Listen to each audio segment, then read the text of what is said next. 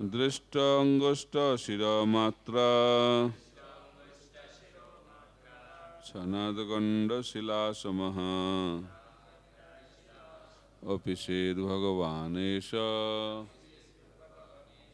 Jaggame Khidayan Manaha.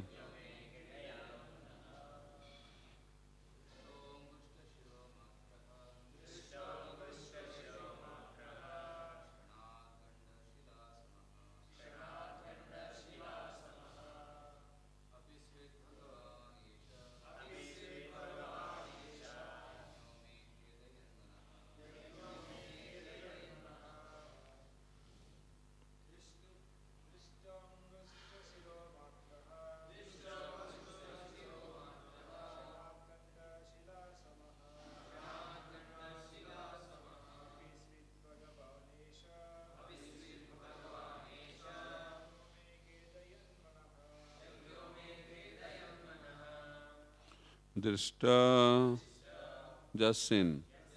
Angushta, thumb. Shiraha, tip. Matraha, only. Sanat, immediately. Gandashila, large stone. Samaha, like. Opposite, weather. Bhagavan, the personality of Godhead. Eshaha, this. Jagyaha, Vishnu. Me, my. Khedayan, perturbing. Manaha, mind. Translation and purport by His Divine Grace, A.C. Bhaktivedanta Swami Srila Prabhupada. Translation. First of all, this boar was seen no bigger than the tip of a thumb. And within a moment, he was as large as a stone. My mind is perturbed. Is he the Supreme Personality of Godhead? Vishnu. Purport. Since Brahma is the supermost person in the universe, and he had never before experienced such a form, he could guess that the wonderful appearance of the boar was an incarnation of Vishnu. The uncommon features, symptomatic of the incarnation of Godhead, can bewilder even the mind of Brahma.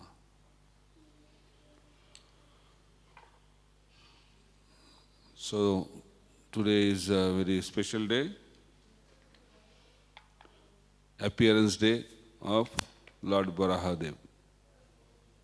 Barahadev Bhagavan ki. So his appearance is very interesting. He appeared from the nostril of Brahma.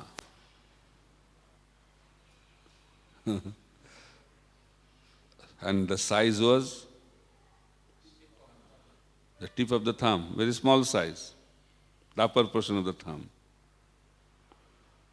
Then bigger, bigger, bigger, bigger, bigger, it become very gigantic. So, the form of the Supreme Personality of Godhead is transcendental. Although he has assumed the form of a boar, which is not so wonderful form from the material point of view, because we don't have that kind of respect for boar in this world. But he has assumed that form, and that form is transcendental. Why it is transcendental? Because it is not touched by the modes of material nature.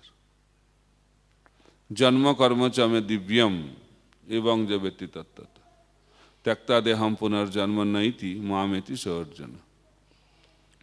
The appearance and activities of the Lord are transcendental. Sometimes the Lord takes shelter of the womb of the mother, and sometimes he does not take shelter of the womb of the mother. Just like Nrsimhadev, he did not take shelter of the womb of a mother. He appeared from the pillar, and his appearance also is coming.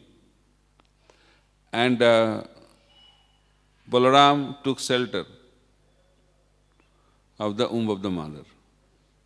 The Swadarak or the Arokis. When you take shelter of the womb, that is one variety, and when you don't take shelter of the womb of the mother, there is another variety.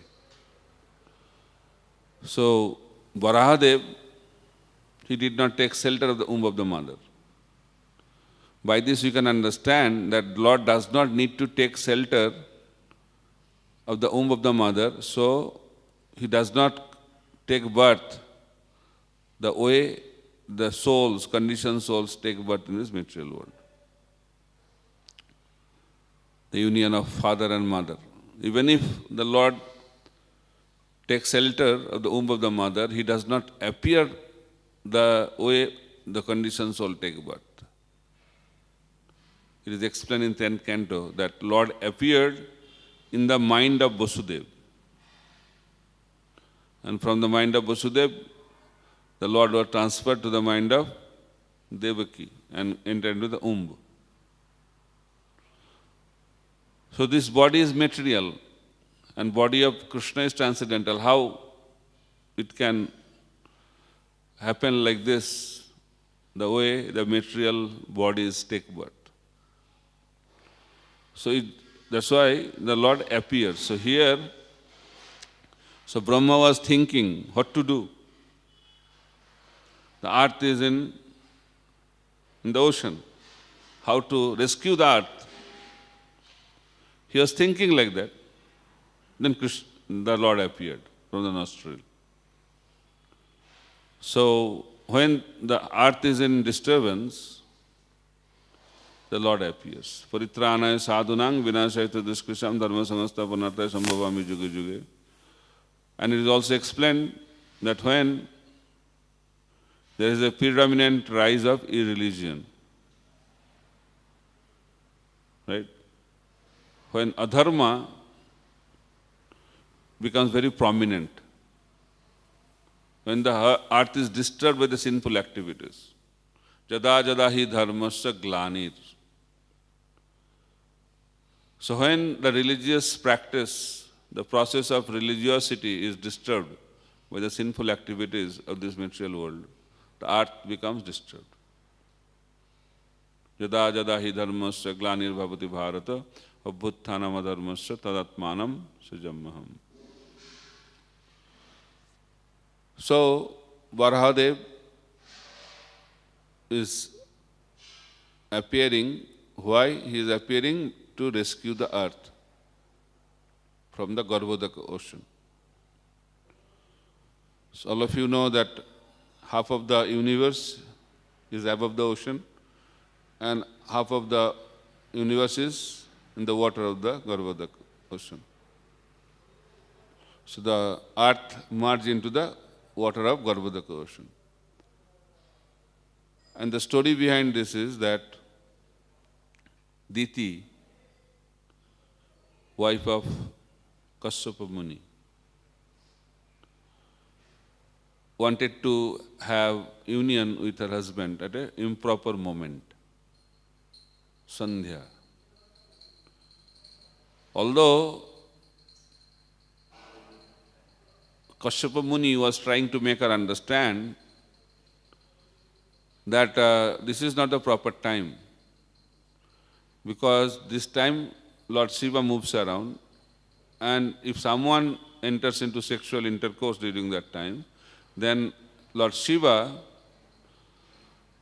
what he does, he tells his ghostly followers to enter into the womb and take the body. So that will happen. So Kashyapa Muni, being saintly person, wanted to make her understand, but he was also agitated inside. So his words were not convincing, and somehow both of them entered into the union, and Diti became pregnant. And the problem is that this pregnancy was not ordinary pregnancy, super extraordinary pregnancy. Because two personalities entered into the womb of Diti. One was Hiranyaksha, another one was Kashyapa. As soon as they entered into the womb, disturbance started. Before they came out from the womb, as soon as entry into the womb, all auspicious things started happening in the world. So when Krishna appears in the womb, all auspicious things appear in this world. And when the demons appear in the womb, then all inauspicious things appear in this world. Divine and demoniac. Lord is divine, his devotees are divine, but demons are demoniac. So, but these are not ordinary demons. These are very, very special demons. But they got this body. These demons are also not demons of the material world. They have come here to help the pastimes of the Lord. That's very, very important to understand. We should not think that Hiranyakashipu and Hiranyaksha are the conditioned souls and they become demons. Not like that. There's a story behind that. Very interesting story. That Jai and Vijay are the doorkeepers of the Lord in Vaikuntha, the seventh gate. You have to enter into Vaikuntha, you have to go through 7 gates. The Kumaras could manage to go through 6 gates. But when they are trying to enter through the 7th gate, Jai Vijay thought that naked children, there's a dress code of the entry. So they stopped. And the 4 Kumaras, they started thinking this is Vaikuntha, but they have material intelligence. So they are not fit to be in Vaikuntha. And immediately they become very angry and cursed these 2 doorkeepers to take birth in the material world. Again, this is also a desire of the Lord. Why? Because Joy Vijay were thinking that our Lord is enjoying wonderful pastimes, wonderful things he is enjoying, but he is missing one enjoyment. That is wrestling, fighting. In Vaikuntha, devotees don't fight with the Lord. So that rasa is missing. So devotees are thinking like that, Jai Vijay. And Lord thought, okay, so devotees are desiring, so I should fulfill their desires. Very dangerous. But here it's not dangerous because it's a spiritual desire. But point to be learned, whenever you develop desires, Krishna fulfills that. So we wanted to enjoy separately from Krishna, that was our original desire. And Krishna fulfilled that desire and facilitating in such a wonderful way, right? So many facilities for enjoyment. What a merciful Lord. We are revolting against him, but he is facilitating. He is giving all kinds of facilities to enjoy. But we are stuck because we are trying to enjoy separately from Krishna. That's why we are suffering. Enjoyment is not bad. Krishna is the supreme enjoyer. We are minute enjoyer. We should all enjoy. Enjoyment is the integral constitutional position of every one of us. But the problem is that when we develop the desire to enjoy separately from Krishna, that is the problem. So we should not have any separate desire. In Bhakti also, in 3rd canto itself, that when Kapil Muni is talking about devotional service is transcendental, pure. But it is written devotional service in mode of ignorance, devotional service in the mode of passion, devotional service in the mode of goodness, and devotional service in pure mode of goodness. Why devotional service is transcendental, then why so many varieties? so many levels, depending on the modes of the practitioner. Devotional service is divided. But the characteristics of this devotional service governed by modes is that is a separate interest, separate desire. Although devotional service, but there is a separate desire. When the desire will be separate from Krishna, that will bind us into this material world. When the desire of Krishna and the desire of the living entity becomes one, that oneness opens the door of Vaikuntha. That's why Rupa Goswami is also telling, Anna Bhilasita Sunyam. We have to be free from any other desire. What is that desire? Any desire other than the desire to please Krishna is Anna Bhilasita. So therefore, we have to desire carefully. Dhruva Maharaj, he desired to have a greater kingdom than Brahma. That's why he is in Dhruva Loka, although he saw Krishna face to face. So material desire is a package. When you go to the Lord asking for something, He'll definitely give that thing, but along with that is a package. This is a marketing strategy now. Buy one, get two free. So in the same way, when we beg something material from the Lord, along with that, there will be something which will come extra, which you don't want. That is the nature of this world. That's why intelligence is that we should not ask anything material from the Supreme Personality of Godhead. That's why Mahaprabhu is telling, Na dhanang, na janang, na sundaring kavitang va jagadisha kamaya. Mama janmani janmanishwari bhavatad bhakti rahita kitai. So you should not have separate desire. So here, the desires expressed by joy and vijay are not material desire. It's happening on the transcendental platform. They desired to give happiness to Krishna. They did not desire anything for themselves. That's why Krishna fulfilled their desire. But in order to make it happen, it will not happen in Vaikuntha. Because in Vaikuntha, that enmity cannot be established. Because if you want to fight, there should be some enmity. So he had to do something wonderful. That's why Kumaras came, cursed. Then when Kumaras were cursing Jai and Vijay, there was sound at the door, at the gate. So Lord heard the noise, something is happening there. Some noise. So he took his wife along with him. Because children should be handled by the ladies. Principle. Manager should learn.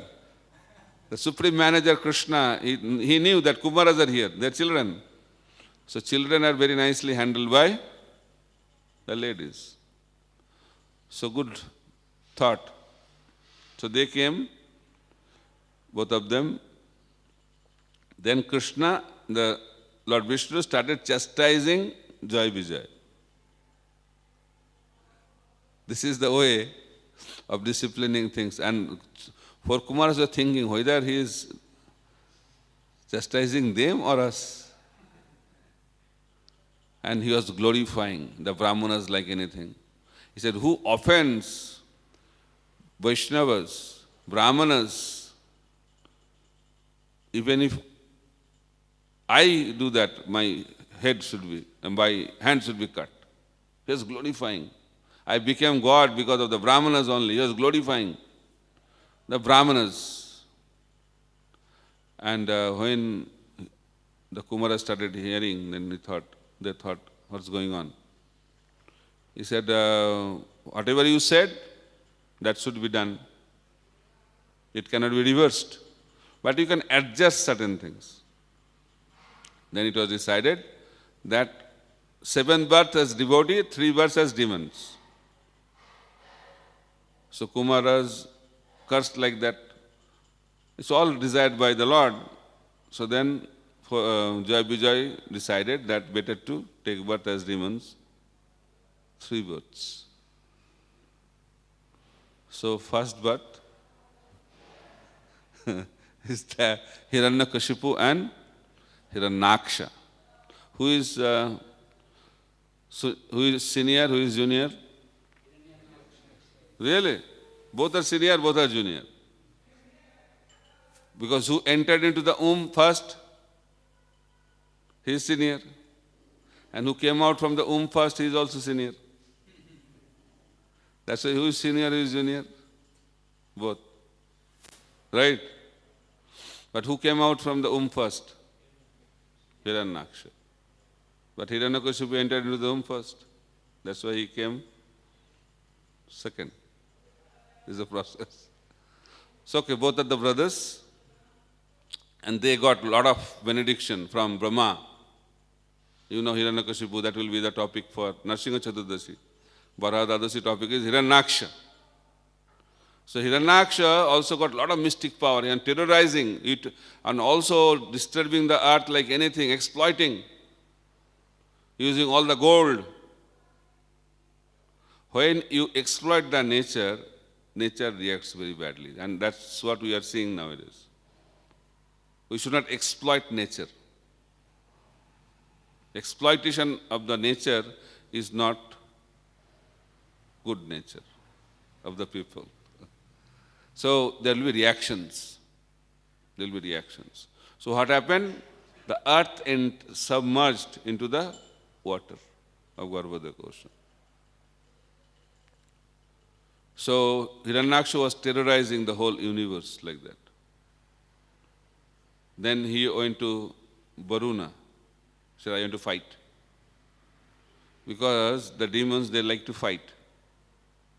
There is always itching. Unless there is fight, they will not be satisfied. Some people have nature like that. There is fight, they feel something is happening. If everything is peaceful, what's going on? If everything is peaceful, they become restless. When something is happening, some fight is happening, then they become very happy.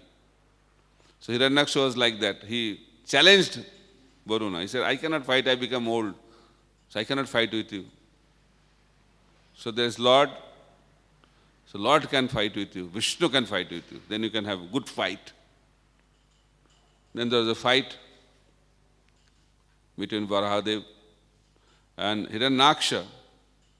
And effortlessly, Barahadev killed Hiranyaksha.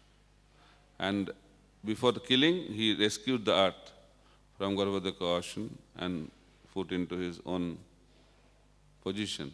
So in that way, the Lord does his service for this world very wonderfully. So we are very grateful to Lord Barahadev who rescued the earth from the Barahadev ocean. So our consciousness has to be lifted from ignorance to passion to goodness to pure goodness. So if we take shelter of Lord Barahadev, then our consciousness can also be uplifted.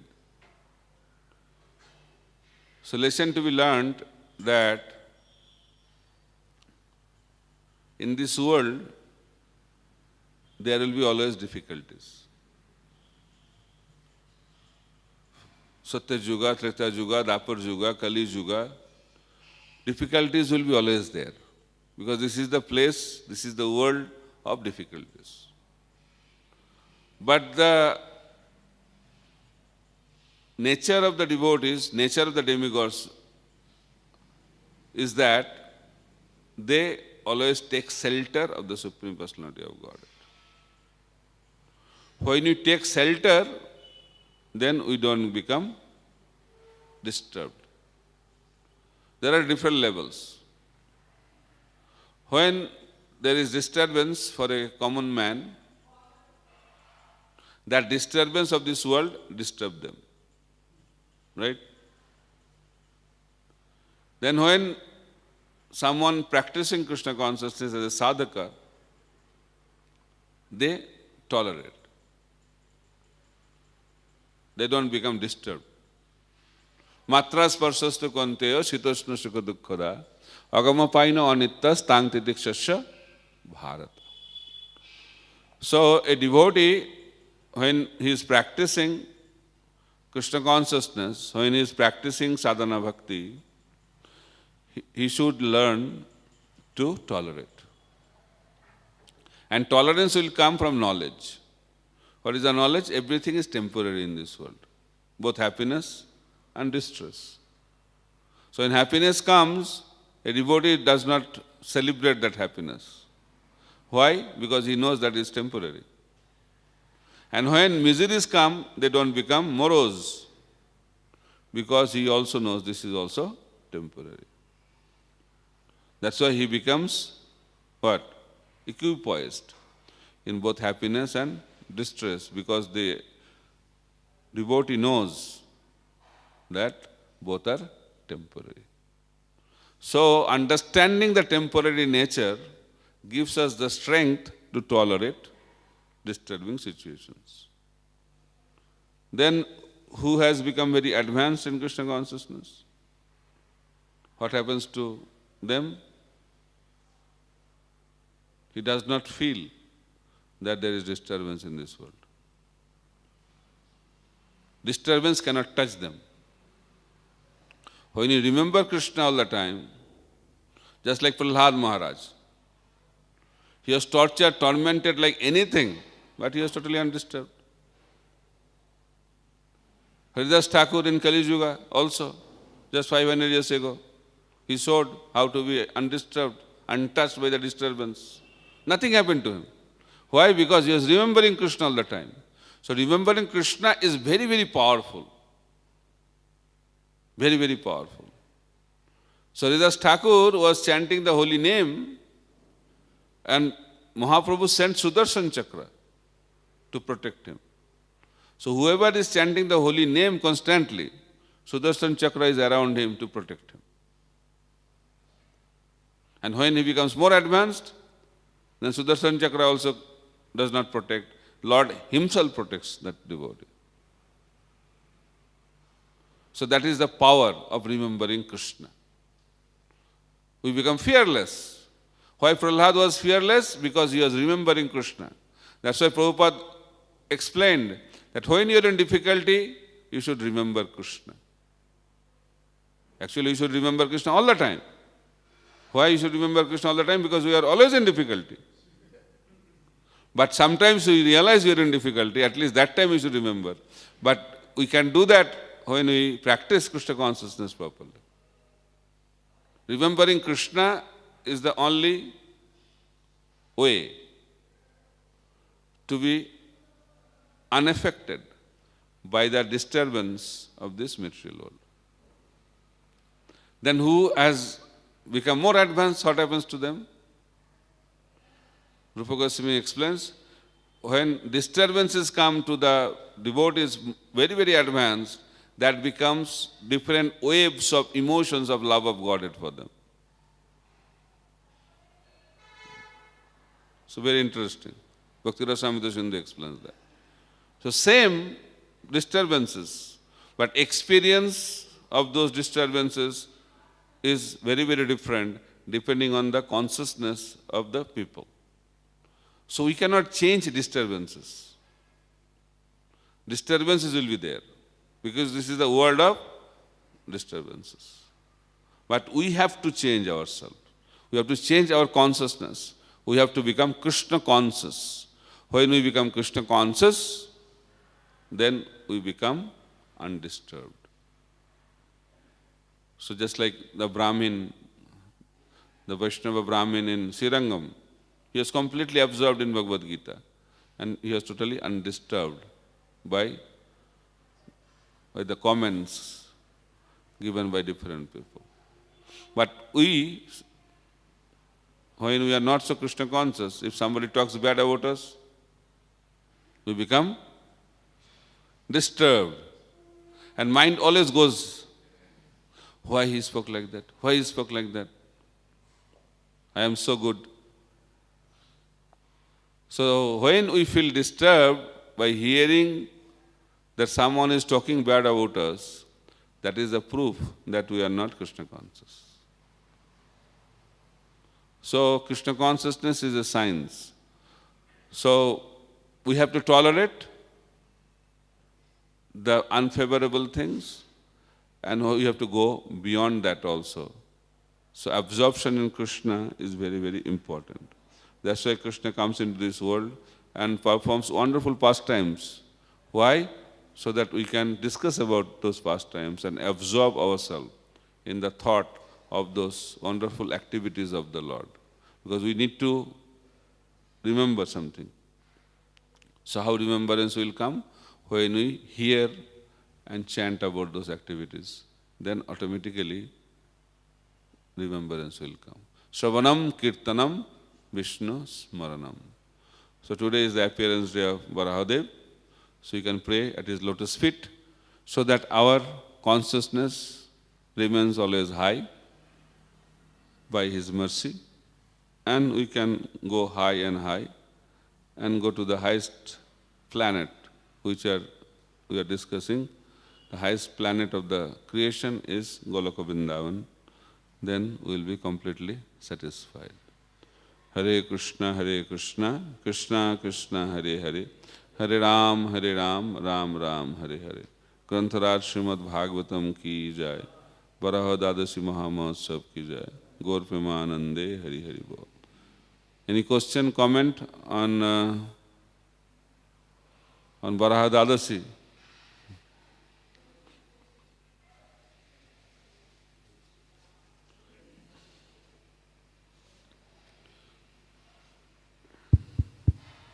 Hare Krishna.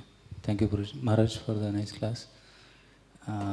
You're nicely comparing Varahadev lifting Bhudevi to lifting our consciousness. Now, Varahadev lifted the earth and kept it in the place, and she was very stable and happy. But our consciousness goes up and down. Sometimes it is high, sometimes it goes low. So, like a sinusoid. It's not stable always. So, how to make that consciousness stable? Not stable, sthai, permanent. So that will happen when we are free from anarthas. As long as anarthas will be there, it will be always waves. High, low, like that. Because we are having the waves of desires. As long as there will be material desire, we cannot have steady consciousness. That's why Prabhupada recommends we should come out from the anarthas as soon as possible and situate ourselves at the level of Nishtha Bhakti, steady.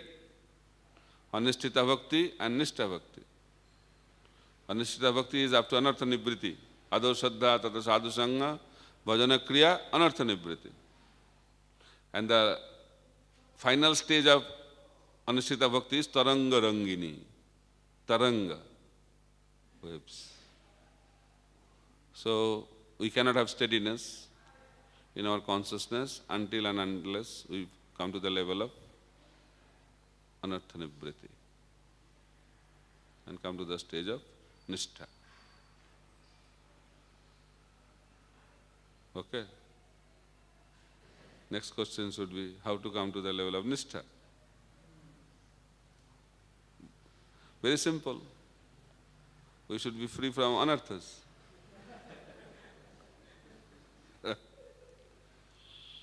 So how to come out from anarthas? We have to associate with the devotees and do bhajana kriya. We have to be very vigorous in our sadhana bhakti without offense in the association of devotees. If we become offensive, then anartha nibriti will become very slow. And if we are not committing offenses, then anartha nibriti will be very fast. That is the system. Anartha is very powerful, but more powerful than that is offenses. Big obstacle. Sadhana, sadhana, sadhana, but still is not happening. Why? Aparad, aparad and aparad. So Rupa Goswami, when he was hearing from Mahaprabhu at Prayag, Mahaprabhu was talking wonderfully how anarthas and offenses are obstacles for the growth of Bhakti Lata. Why our devotional kripa is not growing properly? Because of anartha and aparad. Vaishnava aparad is like mad elephant, and there are 6 categories of anarthas Mahaprabhu has explained. Okay. So regarding this offensive mentality, somebody may have an offensive mentality towards a devotee or something, but does it obstruct him just having the mentality, or even he acts on that or does some offense, then only it will be an obstacle? No, obstacle, mentality is also an obstacle. Offenses are the mind, offenses by words, and offenses by action. Because it will not stay in mental level. When you are nurturing offenses in the mind, it will come out. Even if you are nurturing at the mental level, it will act. Because it's very disturbing for Krishna. So you cannot be Krishna conscious. Papa in Kali Yuga, if you think, there will not be any reaction. But for offenses, reactions. Sachimata just thought, what a serious step Mahaprabhu took. As soon as you start thinking bad about anyone, Krishna will take note of it. There is a separate diary maintained by Krishna for offenses. Sinful, Jamraj. Offenses, Krishna. Very dangerous. Jamraj can forgive you very easily. But for offenses, Krishna does not forgive. That is the problem. It's deep-rooted. Offense is a very deep-rooted problem. Sinful activities, very easy. We should not encourage sinful activities, I'm just telling. Get rid of sinful reactions is not so difficult. Very easy for Krishna. But for offenses, Krishna will not look at him or to talk about helping him. Ambarish Maharaj, when he was offended by Durvasa Muni, Sudarshan was behind him. That is the way Krishna treats the offenders. Not to protect, just to kill. So you have to be very, very careful. Okay? I gave a whole class in Surat on offenses because I was giving seminar on Rupa Shiksha. So they become so scared. They started asking only offenses. I said, ask about Krishna, not for offenses. So we should not be so much panicky, but we should be careful.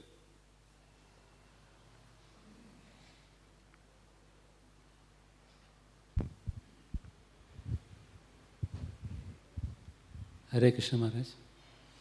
In this pastime of Barahadev lifting Bhumi Devi, Mother Earth, Narakasura appeared. That's what I read. And he became a demon because of his association with Banasura. But does it apply to the Lord children also, this? How they can become a... they appeared for the Lordships, both Barahadev and Mother Earth. And they cannot be so flimsy that by associating with the Banasura become a demon. Who? This Narakasura. How can happen to the Lord children? That's what my question. Association is so strong influence on the Lord, Lord's children. I have to go to Satya Yuga. Come to Kali Yuga. Mahaprabhu was traveling in South India with Kala Krishna Das. Kala Krishna Das saw some simple mingling with the opposite sex, Bhattahari. He became attracted. The Prem Purushottam is just next to him. but he is attracted by the lust. Association is very powerful.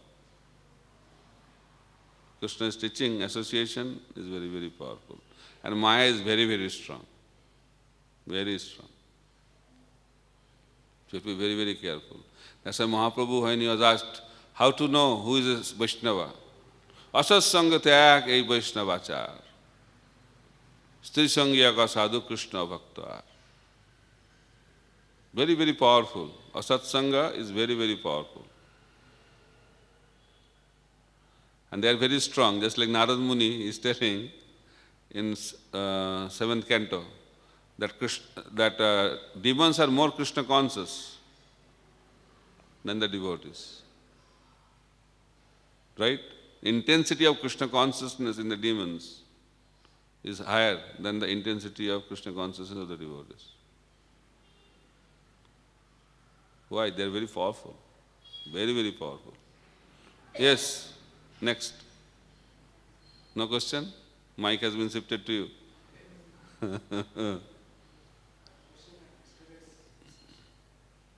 Question on yesterday's discussion, okay. Like you answered one online question, why we have come to this material world because of desiring to enjoy away from Krishna. So my question is, like, we discussed the 4 things when we don't have anger and egoism, and 2 more things have not. So we will be in there. These things are not there in spiritual world. So how come that? Because we have real ego there as a servant of Krishna. So how come we develop the desire to enjoy away from Krishna? Because this is the eternal constitutional position of the jiva. We are the jiva Shakti. Tathastha Shakti. Tathastha means that independent desire is there. That is the way it is constituted. It's not applying to Antaranga Shakti, but it applies to Jiva Shakti. That's why that desire will be there. You can ask Krishna why he has created like that. But we are created like that. Because Krishna wants variety, so we are one of those varieties. If everything is same, variety is the mother of enjoyment, and Krishna wants to enjoy to the fullest extent. So he wants varieties. Okay? And also Krishna says, like, when we go back, home back, and again we never fall down.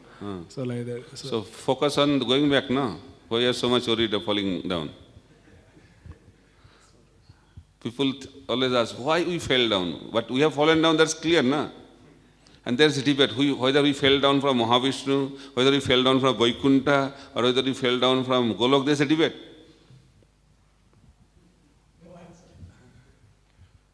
And whether we fell from Vaikuntha, or whether we fell from Goloka, or whether we fell from Mahavishnu, the result is the same, na? Right? The intelligent person will try to solve that problem instead of wasting time on that debate. It's a very touchy issue for some people, but for me, it's not that important. Prabhupada also never gives so much importance on this. Important thing is that we fell down. There is any doubt about that? We should discuss it. We are in Vaikuntha or we are in material world? We are with Mahavishnu or we are with Shirodaksha Vishnu? We are with Parama, we are in this material body, material world. There is no doubt about that, right? So why not solve that problem? That is the way Prabhupada always explained. But we somehow, because of our intellectual inclination, we tend to discuss those. That proves that we have not realized yet that we are fallen down. If someone is drowning in the water, he will not think how I fallen down in the water. What he will do? He'll ask question, how I have fallen down? What he'll ask? How to come out? Yeah, save me. Yes, next. So, Maharaj, the same topic, that it is also very clear that we have been suffering in this material world. Maybe we are just, going up and down. But many people don't feel that also. Sorry to ask. Yes, so that's the thing. Had you gone there, then the Yadgatvana Nivartante will apply. But you have not even gone, so how you can say that, I have fallen down? No, another question. That if Krishna said, Jadgattana nivartante tadhama paramam mama. Once you go there, you will never come back. Then how he came back? How he came here? That's the question, no? So it's a question. It is said by Krishna in Bhagavad Gita, Jadgattata nivartante tadhama paramam mama. As soon as you go there, you will never come back. The question comes, why you came? Yeah, one possibility is that from the That's creation. why there is a debate on that. Yeah, from the creation. So from there's a good debate, but Prabhupada never gave so much importance on that debate. Yeah. And there are opinions Yes. in support of different opinions. Okay. So Prabhupada never encouraged this discussion so much, and this is very sensitive in our society. Although Prabhupada never gave so much importance, but what to do? I can talk to you privately, but it's not a matter of discussion publicly, because people take it very seriously. Okay, Hare Krishna. Maharaj, that you are telling in starting desires of if you ask material desires. So If you ask material things out of your material desire, yes. Then Krishna will try to fulfill those. Not try, he'll fulfill. He'll- That's the purpose. He will fulfill. So what about those desires which are not not strongly wanted? Sometimes it comes again after some time you will not think of those only. Sometimes it just comes and goes. It is not like you want strongly those things. So all are those desires also Krishna takes them seriously? Yeah, he'll fulfill. He'll put a list, priority list, which is strong, top, less strong, then comes down. So we have to List will go- be there. we have Because to go. which is strong not now, it will become strong later. It's just a matter of time. But in conditioned state, all such desires. Yeah, there are no unlimited desires. So Some desires surface now, some desires surface in future, like that. so then that desires will always be there. No, Yes. Maharaj? So Krishna will fulfill all of them. Yeah, as long as you Then want. when we will go back home, back to God. When you stop the desire. Now till now, what desires have come in our life? Yeah, that's why you have to uproot the desire from your heart. That will be possible only through pure devotional service. Avidya will be uprooted. Not only the reactions will be neutralized, the sinful reaction of the past, present and the future will be uprooted. Not only that, your sinful desire also will be uprooted. That is the potency of pure devotional service. But if you go through karma kandiya process, your sinful reaction can be nullified, but your sinful desires will not be eliminated from your heart. That is explained very nicely in the first chapter of the 6th canto of Srimad Bhagavatam. Okay? So Maharaj, on this context, it appears that the sannyas ashram is the best one. That's not the ashram of pure devotional service is the best. Who renders pure devotional service, his life is successful. Which ashram is not important. What you are doing. Love of Godhead is a solution to the problems, not sannyas. That is a Siddhanta. Because in the Mahaprabhu taught. Grahastha platform, it's always the desires and what you discussed about If offense you are a- and if- the desires. Both are there. Continuously it is. Just like somebody asked Prabhupada, I should not tell that here, but if you think that you are a grihastha, then you are conditioned. You should not identify yourself with your ashram. You should identify yourself as the servant of Krishna. That is your real identity.